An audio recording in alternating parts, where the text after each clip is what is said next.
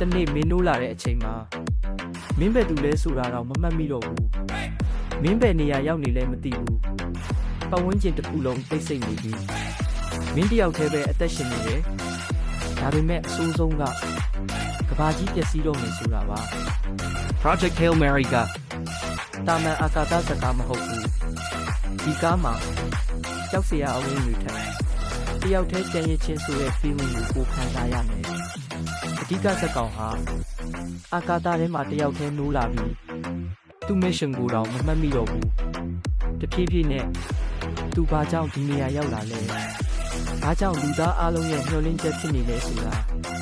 သိလာရတော့တယ်ဒါပေမဲ့သူတယောက်တည်းမဟုတ်ဘူးအာကာသအပေါင်းထဲမှာမထင်ထားတဲ့အရာတစ်ခုရှိနေတယ်အဲ့ဒီအရာကရန်သူလားမိတ်ဆွေလားမသိနိုင်ဘူးဒီကားကအာကာသထဲကအထီးကျန်မှုလူသားတွေရှင်တန်ဖို့ရုန်းကန်မှုသိပ္ပံနဲ့မျှော်လင့်ချက်မိတ်ဆွေဖြစ်ခြင်းတွေ့ဖို့အရန်လာတဲ့ feeling နဲ့ပြမယ်ကားမျိုးပါကြည့်ပြီးသွားရင်လူသားဆိုတာဘာလဲဆိုတဲ့ခံစားချက်မျိုးတော့ရနိုင်တယ်တယောက်တည်းဖြစ်နေပေမဲ့ကဘာကြီးတစ်ခုလုံးရဲ့အနာဂတ်ကိုထမ်းထားရတဲ့လူတစ်ယောက်အကြောင်းဒီကားက